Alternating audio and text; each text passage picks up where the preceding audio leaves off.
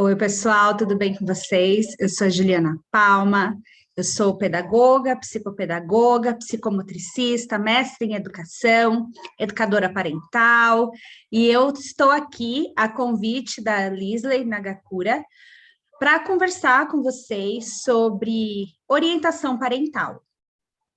E eu trouxe, assim, nós vamos ter 3 aulas, e nessas 3 aulas eu trago muitas informações sobre ferramentas parentais, sobre o que a neurociência diz hoje com relação à educação de filhos, a como seria o ideal de educar, né? O que ela diz sobre os castigos, as surras, as punições, e trago muitas alternativas reais para que vocês possam ter um relacionamento mais saudável com seus filhos e, ao mesmo tempo, garantir que eles cooperem mais, que eles tenham mais responsabilidade, mais autonomia, para que vocês tenham um lar aí de mais harmonia mesmo. Mas, nessa primeira aula, eu vou trazer um assunto de extrema importância, tá? Que é o hikikomori. O hikikomori, ele é um termo em japonês usado para classificar um transtorno de isolamento social por conta do vício de eletrônicos, dependência dos eletrônicos. A gente vai se aprofundar sobre esse tema hoje, mas antes eu vou me apresentar melhor para vocês. Meu nome é Juliana Palma, eu sou psicopedagoga, psicomotricista, mestre em educação, e eu vou agora listar algumas especializações que eu tenho, tá bom? Eu sou especializada em neuroeducação, que é a neurociências, né, as novas informações neurocientíficas sobre a educação, sobre como estudar, como aprender mais e mais rápido. Eu sou especializada, né, pós-graduada em transtornos do espectro autista e transtornos globais do desenvolvimento. Eu sou educadora parental, certificada em disciplina positiva, para pais, para professores, ambiente de trabalho e para encorajamento também. Eu sou membro do Conselho da Associação da Disciplina Positiva do Brasil, fui aluna do José Pacheco. Se vocês não conhecem, pesquisem no Google quem é José Pacheco. Eu fui aluna dele por 2 anos, o que me tornou uma ativista de uma educação escolar significativa. Eu sou facilitadora de treinamentos e workshops em disciplina positiva, formadora de professores, eu atendo em clínica como psicopedagoga e psicomotricista. Em clínica e online também, vamos falar que tem muitos aluninhos aí da Melissa Education que já passam comigo e a gente tem tido experiências maravilhosas. O pai e mãe aí que tem o seu filho atendido por mim, então já deixa seu comentário aqui e me conta o que você está achando dos atendimentos, se você está vendo resultado, o que a criança está achando, pode contar aqui. Vamos lá. Eu vou contar um pouquinho da minha história, tá? Eu tenho uma relação de amor com o Japão, porque ele influenciou a minha vida profissional muito, muito mesmo. Eu cheguei em 2016 no Japão, meu marido foi transferido, e nós passamos por um processo, né, quando eu digo nós, eu digo eu e meus filhos, porque o meu marido já estava muito adaptado a esse país, ele cresceu no Japão, então nós passamos por um processo de readaptação de modo de vida. O que isso quer dizer? A gente teve que aprender um novo idioma, uma nova cultura, uma nova forma de viver, porque a cultura japonesa é muito diferente da cultura brasileira. E quando nós chegamos no Brasil, e isso acontece com todos que saem do seu país, a gente perde um pouco a referência de vida, né? Porque a gente estava acostumado a se relacionar de uma forma com as pessoas, a gente estava acostumado a se relacionar com a forma brasileira de ser, e chegamos em outro país e temos que nos adaptar à cultura desse povo, né? Então, era tudo muito diferente, por isso que eu digo que foi uma readaptação de modo de vida. E, por conta disso, né, por conta dessa dificuldade cultural que a gente passa, nessas barreiras culturais que a gente enfrenta, a gente acaba se isolando um pouco, né, e vivendo em comunidade, dentro da comunidade brasileira. E conversando com os nossos amigos, que a gente faz, os novos amigos, e que muitas vezes não moram perto da gente, e a gente se relaciona com os nossos familiares que estão aqui no Brasil. E como que a gente faz isso? De forma digital, né? Através da internet, das redes sociais. E a minha vida mudou, a minha forma de me relacionar com os meus amigos, com os meus familiares mudou, porque saiu do presencial e foi para o digital. E o meu trabalho também, porque quando eu cheguei no Japão, eu não podia exercer nenhuma função remunerada aí no Japão. Então, o que eu fiz? Eu continuei o meu trabalho, mas de forma online. E no Japão, eu percebi, né, que através das tecnologias, um mundo novo se abriu para mim e para minha família, e eu vi no online não só uma nova forma de trabalhar, mas um novo estilo de vida também, né? E do online, eu fui para o presencial no Japão. Não foi de forma remunerada, foi de forma voluntária, mas foi um dos trabalhos mais importantes que eu exerci na minha vida toda. Então, eu vou contar um pouquinho dessa experiência para vocês. Nessa foto, como vocês podem ver, eu estava numa escola japonesa, fazendo uma palestra para os professores japoneses, mas não sei japonês, né? Então, quem estava comigo? A Lisley Nagakura e a Renata Alves, elas estavam fazendo tradução. E organizando tudo também, essa palestra nós fizemos juntas, desenvolvemos juntas, a Lisley traduziu para o japonês, então foi um trabalho muito, muito, muito gratificante. Aqui é uma escola japonesa, a mesma escola, o Shioda Elementary School, a escola em que eu trabalhava como voluntária, ensinando português para essas crianças. E aqui são os pais dessa mesma escola, que eu também fiz alguns trabalhos de workshop de educação parental. Fora isso, eu fiz alguns trabalhos com consulado, com alguns projetos de psicologia, e eu continuo mantendo esse relacionamento com o Japão até hoje. A minha principal ponte entre o Japão hoje é a Melissa Education, e é um trabalho que eu faço, assim, com muito amor e carinho mesmo, que são os atendimentos psicopedagógicos online. Então, aqui eu estou mostrando para vocês um dos meus atendimentos, e aqui eu estou trabalhando a memória de trabalho e funções executivas. Como membro da Associação da Disciplina Positiva do Brasil, que tem se tornado cada vez mais forte, é uma associação que defende as práticas da disciplina positiva na educação dos filhos. Então, eu trabalho com a Fernanda Lee, a Isa Macedo, a Fernanda Lee trabalha com a Jenny Nelson na Califórnia, então ela que trouxe a disciplina positiva para o Brasil junto com a Jenny, que é a autora da disciplina positiva.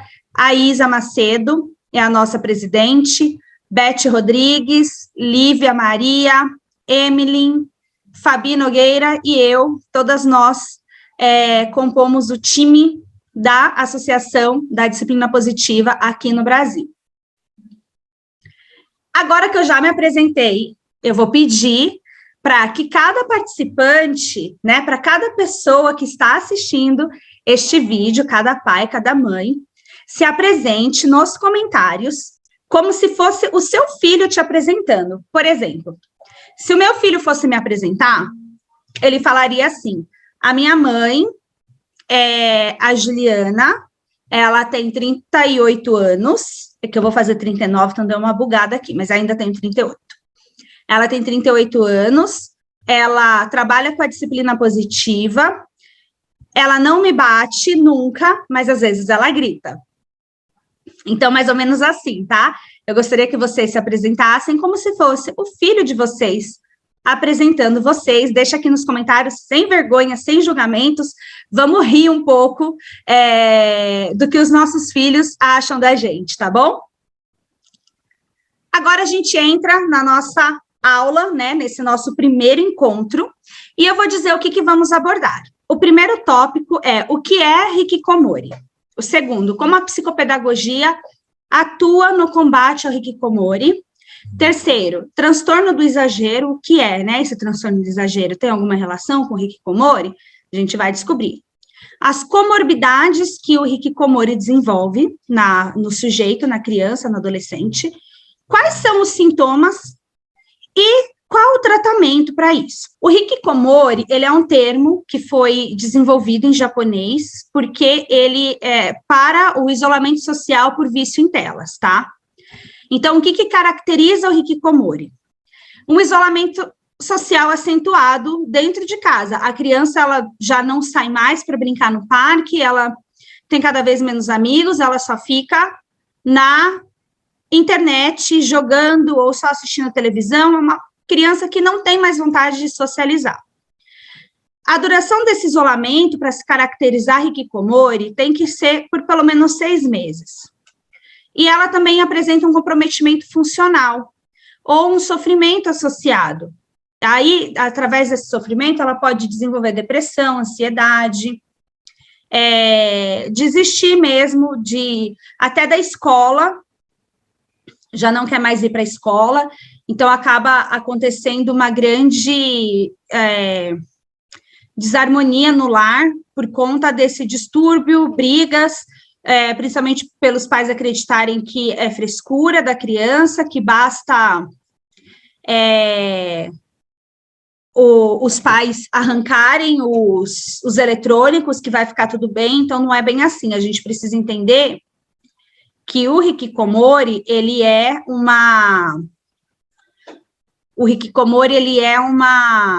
um distúrbio social. Hikikomori é uma palavra japonesa que descreve uma condição que afeta principalmente adolescentes, crianças. Hoje, né, o hikikomori, ele tem afetado muitas crianças menores, tá? 7, 8 anos, às vezes 6, por quê? Por conta da pandemia que a gente enfrentou, essas crianças, elas aprenderam a se isolar, porque foi preciso se isolar. Então, elas se acostumaram a isso, e aí muitas hoje estão preferindo ficar em casa, jogando, do que sair e ter contato com a natureza, com os amigos, tomar um sol. Inclusive, nas clínicas médicas, tem aumentado muito a falta de vitamina D nas crianças. Por quê? Porque a vitamina D é uma vitamina que o nosso corpo, ele só produz através do sol. Então, para a gente desenvolver, né, para o nosso corpo fabricar essa vitamina, nós precisamos tomar sol. E por que ela é importante? Para o crescimento da criança, porque ela está ligada ao desenvolvimento dos ossos, tá? A produção de cálcio. Então, uma criança que se isola, não toma sol, não brinca, ela pode desenvolver o raquitismo, tá? Aqui no Brasil, inclusive, é uma prática, a criança até os 3 aninhos de idade, ela tomar a vitamina D para complementar a vitamina D que o nosso corpo produz. Mas o remédio, ele não substitui a produção da vitamina D através do sol. Então, é importante sair de casa, estar ao ar livre. Então, como que se dá o isolamento social, tá? Como que você caracteriza isso? Os jovens, as crianças jovens, eles ficam enclausurados dentro de casa, trancados no seu quarto, por dias, meses e até anos, se recusando a se comunicar, às vezes até mesmo com a família. Então, tipo, ele já para de interagir até com a família. Esses pacientes, eles usam a internet profusamente, muito, muito, muito, muito mesmo. E só se aventuram para lidar com suas necessidades corporais mais imperativas. Então, por exemplo, eles só vão lidar com outro ser humano por pura necessidade. Então, fiquei doente, preciso ir ao médico. Minha mãe me obrigou a ir para a escola, então eu vou para a escola, mas eu volto e eu fico só no computador. Eu não tenho outras interações. Inclusive, na escola, a criança acaba tendo muita dificuldade de desenvolver amizades por conta dessa dificuldade de socializar. Então, recentemente, um grupo de pesquisadores propôs critérios diagnósticos atualizados para o hikikomori e uma classificação de gravidade com base na frequência semanal com que o paciente sai de seu quarto ou de casa. De acordo com a sua definição, a característica central do hikikomori é o isolamento físico no domicílio do indivíduo. E a condição pode ser diagnosticada quando atendidos os 3 critérios a seguir.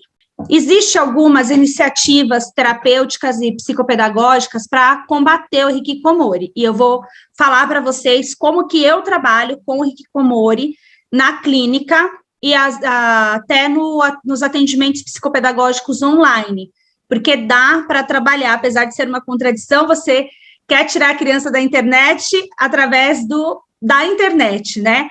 Mas eu vou explicar para vocês como isso funciona, e que a internet, ela não é vilã, né? A tecnologia, ela não é vilã. Ela é muito útil até. O que a gente precisa é entender como encontrar o equilíbrio, aprender a equilibrar, né? Então, assim, o hikikomori, ele deixou de ser um problema exclusivo dos japoneses e de quem mora no Japão, e hoje ele alcança milhares de casos aqui pelo Brasil, principalmente depois da pandemia, onde o único entretenimento de muitas crianças e adolescentes foi as ferramentas tecnológicas, né? Então, não pensem que eu decidi fazer essa aula porque vocês estão morando no Japão. Não tem nada a ver. Aqui no Brasil, o número é absurdo de isolamento social. Inclusive, eu atendo muitas crianças hoje que apresentam dificuldades na escola por conta do isolamento social e do vício em telas, né? Então, no final de 2021, eu atendi muitas crianças com fobias sociais e se perdura ainda, né? Porque eu ainda estou com essas crianças fazendo o trabalho que dura de 12 a 16 semanas. Então, essas crianças apresentavam medo da escola e, como consequência, apresentava as dificuldades escolares. Aí, diante desse problema, né, que é real, que, enfim, tem atingido muitas crianças, através de muito estudo, eu desenvolvi um programa com 16 sessões, são 12 para criança e para adolescente e 4 sessões com os pais, onde eu realizo jogos, brincadeiras, faço trabalho de conscientização de comportamento, conscientização dos sentimentos que um jogo desperta na gente, comportamentos inadequados, situação de vulnerabilidade. Um dos materiais que eu utilizo no consultório, né, eu falo consultório, mas é no atendimento psicopedagógico de crianças com hikikomori e vício em telas, é o baralho das dependências tecnológicas. Esse baralho, ele é muito legal, porque a gente tem a oportunidade de reconhecer vários sentimentos, desenvolver estratégias terapêuticas junto com a criança. Então, lembrei, era o pensamento disfuncional. A criança e o adolescente, ele toma consciência desse pensamento disfuncional e, a partir daí, começa a trabalhar sobre ele. Então, um pensamento disfuncional, por exemplo, só mais alguns minutos jogando ou navegando na internet não vão me causar problemas. Será que não? E é aí que, a partir dessas cartas, a gente cria práticas para desenvolver a consciência e estratégias psicopedagógicas e psicoterapêuticas para que a criança aprenda a lidar com esses comportamentos impulsivos e aprender a ter controle sobre o uso de eletrônicos. Então, se você acredita que o seu filho, ele possa estar viciado em eletrônico, que esteja prejudicando a vida dele, né, ele está tendo sua vida prejudicada, sua vida social, sua vida acadêmica, por conta dos eletrônicos, é muito importante você buscar ajuda, tá? Isso é muito importante, isso é primordial. Vocês vão ouvir eu falando isso várias vezes durante essa aula. Então, vamos falar do transtorno do exagero. O que é isso, né? De onde surgiu esse termo? O que significa? O transtorno do exagero, ele é o uso excessivo dos eletrônicos. Então, assim, a gente pode ter um transtorno do exagero em vários aspectos. Transtorno do exagero compulsivo, né? Por compras, bolsas, sapatos, relógios, por comida. Então, tudo aquilo que está em excesso é caracterizado um transtorno do exagero. Então, neste sentido aqui, dentro deste contexto, A gente chama de transtorno do exagero o uso excessivo dos eletrônicos e o descontrole quanto ao uso da internet e de outros tipos de tecnologia. E esse transtorno, ele requer um tratamento bastante complexo, que precisa ser multidisciplinar, porque é uma patologia, e essa patologia, ela interfere nos fatores emocionais, compulsivos e cognitivos do ser humano, então, da criança, do adolescente, e tem adultos também que têm esse transtorno.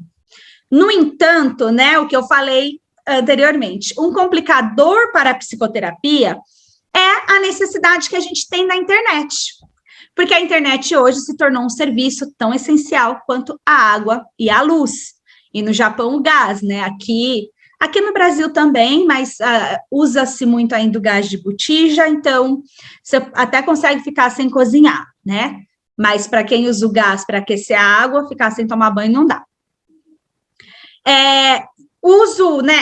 Essa conversa sobre o uso excessivo dos eletrônicos é um tema que tem se intensificado cada vez mais, seja nas escolas, dentro do consultório, nas aulas, quando eu dou aula, né, palestras, e até mesmo em conversas cotidianas. Você que é pai e mãe, com certeza você já deve ter conversado sobre isso com algum amigo seu. E na clínica, né, nos meus atendimentos clínicos, eu tenho recebido, assim, cada vez mais queixas dos pais e das escolas que se preocupam com o desenvolvimento da criança e se preocupam com o quanto esse transtorno do exagero ele tem afetado o modo de vida das crianças. E aí, né, qual que é o papel do profissional da psicopedagogia, que sou eu, né, no caso, que deseja se aventurar nessa psicoterapia e guiar o sujeito ali ao equilíbrio, né? Quando eu pensei em trabalhar dentro desse aspecto do vício em telas, eu precisei estudar muito e testar, né, colocar em prática para testar a validade dos instrumentos que eu iria trabalhar. Por quê? Porque é uma psicoterapia que, diferente, a psicoterapia, tá, seja ela pedagógica, seja ela mental, ela é diferente de um exame que você faz e você colhe resultados, tá? Os resultados sempre eles se dão na observação do comportamento. Então, não foi uma coisa assim que aconteceu de um mês para o outro, foi uma coisa que eu já vinha trabalhando e fui percebendo esse comportamento nas crianças e nos adolescentes que eu estava atendendo, e fui testando algumas ferramentas, e conforme eu via, né, a mudança no comportamento, não só pela minha observação, mas pela observação da escola, pela observação dos pais, porque o psicopedagogo, ele visita a escola do seu paciente, ele conversa com os professores, a gente conversa com os pais, é todo um trabalho, assim, em conjunto, multidisciplinar mesmo, que envolve vários profissionais, inclusive os pais. Então, essa terapia, ela consiste em ajudar as crianças e os adolescentes, ou adultos, a identificar os comportamentos de riscos para o exagero, através de materiais práticos, divertidos, interessantes, lúdicos, então, sempre de uma forma muito leve, que não caracteriza mais uma aula, mais uma coisa que eu tenho que aprender, mais uma regra para a minha vida, não.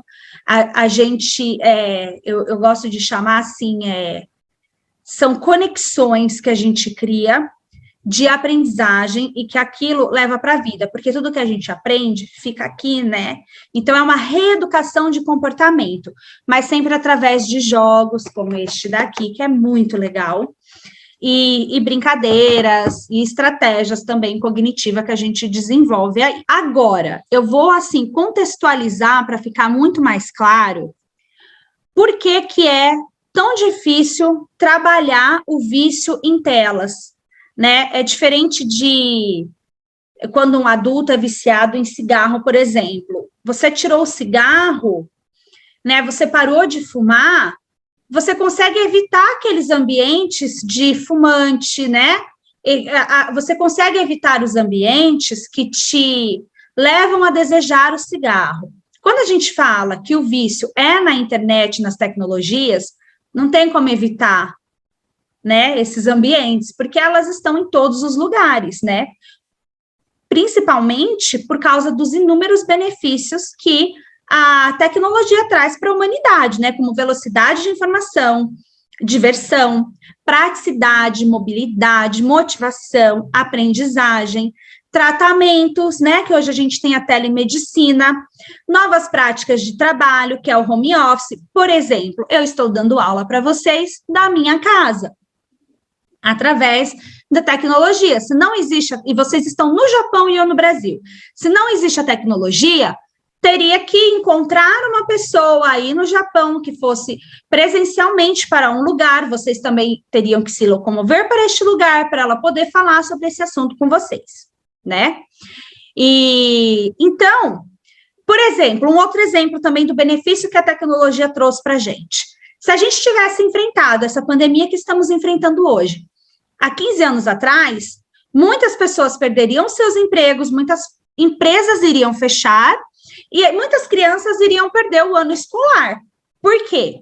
Porque não ia ter acesso, mas graças à internet e à tecnologia foi possível que a maioria continuasse tendo acesso aos conteúdos escolares, ao seu trabalho, enfim.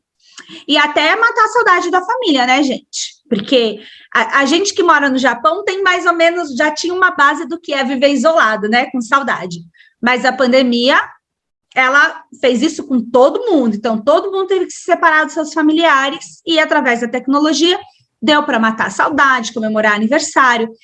Então a tecnologia, ela é muito boa, ela traz inúmeros benefícios para a humanidade, né? Mas tem um porém aqui, apesar de todo esse viés positivo do uso da tecnologia, nesses últimos anos tem aumentado muito o número de crianças e adolescentes que se isolam por conta da internet. Tem um estudo que ele foi realizado por Mazaheri e Karbassi, em 2014, comentando que o uso excessivo dos celulares podem causar danos cerebrais, ou seja, modificação na genética humana, como dores pelo corpo, problemas na visão. Além disso, a gente também pode desenvolver comportamentos compulsivos por causa dos alertas do celular constante. Quem não fica? Mensagem do WhatsApp, curtida no Instagram, like, quero ver se eu tenho like, deixa eu checar minhas redes sociais, deixa eu ver se alguém falou comigo, deixa eu ver se alguém comentou na minha foto. Então, isso causa um comportamento compulsivo. Se causa nos adultos, imagine na criança, né? Então, uma outra consequência muito negativa é o distúrbio do sono que ela causa. Pessoas com sono, elas estão com sono, mas não estão conseguindo dormir. Vou dar um exemplo, né? Sofre de insônia. E aí, qual que é a técnica que ela recorre para insônia? Mexer no celular. Aí mexe até dá sono. O problema, aí você pensa, eu mexo no celular que ele me dá sono. O celular, às vezes, ele te dá sono 3 horas depois. Aí você já 3 horas da manhã, você tem que acordar às 6. Então, assim, não é uma estratégia cognitiva boa isso, não. Aliás, isso não é nem uma estratégia cognitiva, isso é uma estratégia falha, tá? E aí você vai tendo cada vez mais distúrbio do sono, e a pessoa que não dorme, ela fica muito ansiosa. A falta de sono, ele dá abertura para muitas doenças mentais, tá? Então, eu coloquei aqui uma informação muito importante que eu quero falar para vocês. Eu estou aqui com o meu apoio, que são os slides, mas com o meu site aberto também, porque tem muitas informações no site. Então, assim, ó, pessoas... o celular, ele é hiperestimulante do cérebro, tá? Então, ele aumenta mais os níveis de insônia na pessoa. Já em relação aos jogos, a gente sabe que eles são super viciantes, né? E muitos jovens, eles relatam que utiliza o jogo por diversão, mas também para escapar de situações em que precisam socializar, quando não querem ou quando não se sentem à vontade. Então, é um escape, né? É uma fuga da realidade. O uso excessivo do celular, ele acaba sendo uma fuga da realidade. E aí, quanto mais essa pessoa foge de situações desconfortáveis para ela, mais ela evita, menos ela desenvolve essa habilidade. E o ser humano, ele é como se o ser humano tivesse nascido para socializar. Nós precisamos estar no meio de pessoas. E quando nós não estamos no meio de pessoas, a gente acaba desenvolvendo também depressão, síndrome do pânico, estresse, transtorno da ansiedade generalizada e muitos mais distúrbios por aí. Então, o que causa as dependências tecnológicas, né? Tem um outro estudo também que diz que as causas Então, o que causa essas dependências tecnológicas? Tem um outro estudo que diz que a disfuncionalidade familiar é a principal causa. E o que isso quer dizer? Né? Quer dizer que pais viciados em tecnologias, né, são tão viciados quanto os seus filhos, ou até mais, né, que acaba não dando muita atenção para a criança, por conta do celular, que está sempre fazendo alguma coisa no celular, mandando uma mensagem, assistindo um vídeo, falando com alguém, mas não dá a atenção que a criança necessita, né? Então, assim, eles não dedicam tempo aos filhos. E dedicar tempo aos filhos, eu não digo você passar 3 horas, você parar de trabalhar para ficar com o filho, não. É dedicar, nem que for 15 minutos, 30 minutos, para você ficar ali com o seu filho, estar presente, saber como foi o dia dele, o que ele aprendeu na escola, o que aconteceu que foi muito divertido, que ele adorou, o que aconteceu que não foi tão legal. Então, quais experiências de vida o seu filho está criando, né? É importante a gente saber isso. E muitos pais não sabem. E aí, acontece que essa criança, ela fica em estado de vulnerabilidade. Por quê? Porque ela não sente um vínculo seguro com seus pais, ela não sente uma conexão, ela não sente uma aproximação, ela se sente sozinha. E quando nos sentimos sozinhos, nós estamos vulneráveis a fazer coisas para suprir essa necessidade de aceitação.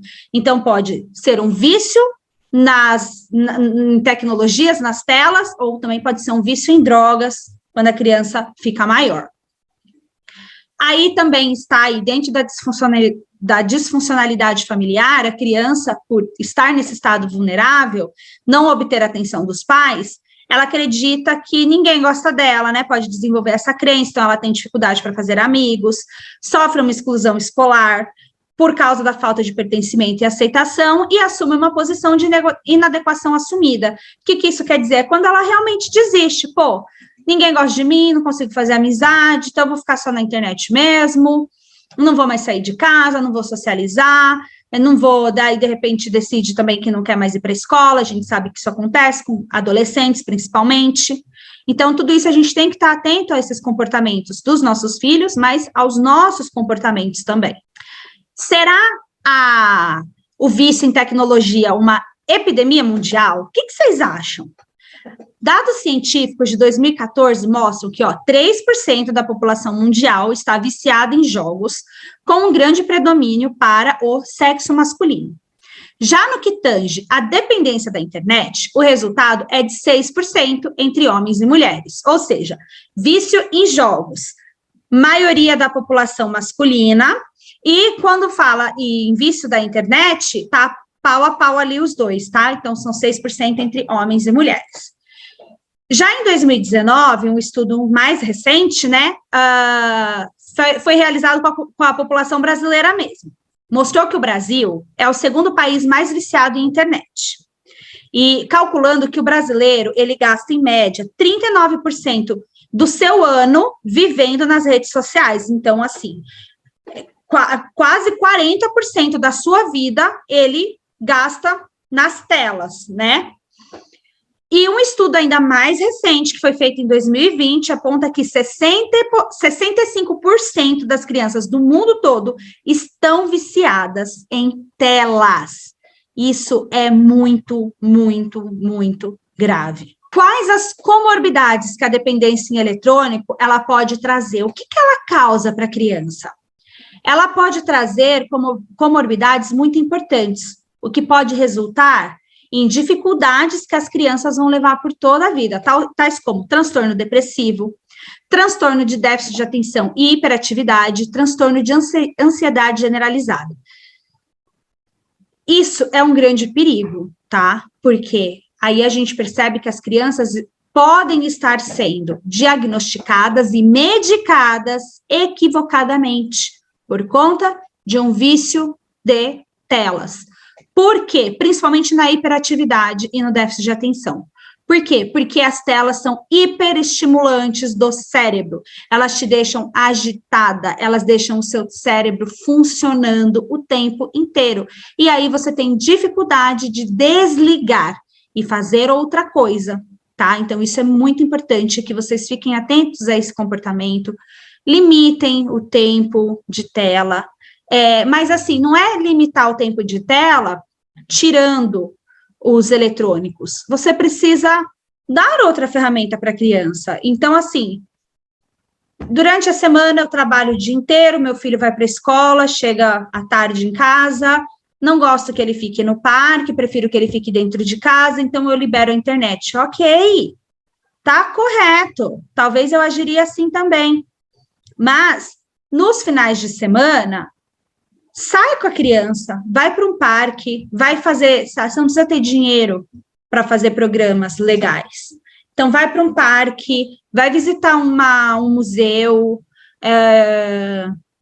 faz um passeio, se você mora perto de algum rio, alguma praia, vai fazer um passeio na beira do rio, na beira do mar, vai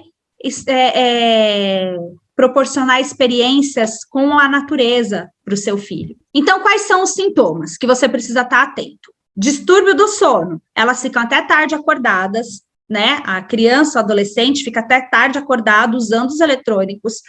Mesmo que você brigue, ele não desliga e depois tem dificuldade para levantar no horário certo e para cumprir com as suas obrigações. E aí, por consequência disso, tem queda no desempenho acadêmico, queda no rendimento de tarefas essenciais, perda de interesse social, perda de interesse na higiene pessoal, não toma banho, não escova o dente, não se troca, não se arruma, tem uma alimentação inadequada, esquece de comer, ou come em excesso, ou come só porcaria na frente do computador, você não percebe que você está comendo, o cérebro não entende que ele já não precisa mais daquele alimento e continua comendo. A criança fica irritada, óbvio, cérebro superestimulado, não dorme, não se alimenta direito, irritabilidade. Desistência da vida social, nesse ponto, ela já não se preocupa mais com as consequências de faltar na escola, ou se é um adulto, um adolescente, perdeu o emprego, nada mais importa. Uma coisa que eu quero deixar claro para vocês, o que caracteriza um distúrbio? O que diferencia um distúrbio de uma malcriação? Né? Um vício de uma malcriação. Quando a criança está fazendo só uma malcriação, você fala mais ríspido, ela tem medo e para. Quando isso se caracteriza um vício ou um distúrbio, ela já não liga mais para as consequências. Então, se chegou nesse ponto, o seu filho precisa de ajuda médica, psicopedagógica, psicológica, tá? Você precisa de ajuda. Você está numa família que precisa de ajuda. Alteração na estrutura cerebral. O que né, esse distúrbio, eu comentei anteriormente, que ele causa uma alteração na estrutura cerebral. Então, vamos ver como que isso acontece? Uma pesquisa feita por Lemos, Diniz e Sougei demonstraram que usuários viciados em jogos pela internet, que foram submetidos a exames de neuroimagem, né, ressonância magnética estrutural, eletroencefalograma e tomografia por emissão de pósitrons, demonstraram alterações funcionais e estruturações cerebrais e apontaram convergências quanto às reciprocidades cerebrais. O que isso quer dizer? Que essas pessoas tiveram alterações neurais consideradas semelhantes às observadas em pacientes dependentes de substância química, tá? Então, é uma droga, tá? É como se o seu filho estivesse se drogando. E o que você precisa fazer? Se você identificar esses sintomas, busque ajuda, tá? Quando o sujeito chega em um ponto de extremo isolamento, apresentando principalmente a desistência social, esse deve ser assistido por psiquiatras para obter a medicação quando necessária e por psicoterapeutas, sendo a terapia mais adequada aquela em que o sujeito se identifica, aquela que a criança, o adolescente vai se identificar, tá? Então, é importante a criança, o adolescente, criar uma conexão com o terapeuta, ter um vínculo com ele, se sentir à vontade, se sentir bem, né? Para que a terapia funcione, tá? Nesta aula eu fico por aqui. Sintam-se à vontade para enviar dúvidas, perguntas, fazer comentários. Vou responder a todos, tá? A Lisley vai me passando o pessoal da Melissa Education vai me passando as dúvidas e eu vou respondendo a todos vocês com muito, muito, muito carinho mesmo, tá bom? Para finalizar essa aula, eu gostaria que vocês compartilhassem um sentimento. O que vocês sentiram, né, após ouvir todas essas informações? Medo, preocupação, alívio? Ufa, meu filho não tem esse problema. Ou desconfio que tem, preciso de ajuda. Com quem que eu posso procurar? Né? Compartilhe aí o que você sentiu após ouvir essas informações. Nas próximas aulas, a gente vai entrar mais nas ferramentas parentais, inclusive com relação ao uso de telas, tá? Então, assistam, interajam, compartilhem, deixem suas dúvidas, seus comentários, sugestões, e um grande beijo, né? Aqui eu deixo as minhas redes sociais, o meu site, julianapalma.com.br, meu Instagram é julianapalma.com.br, Facebook, YouTube, LinkedIn, tudo Juliana Palma, tá bom? Um beijo, até a próxima aula.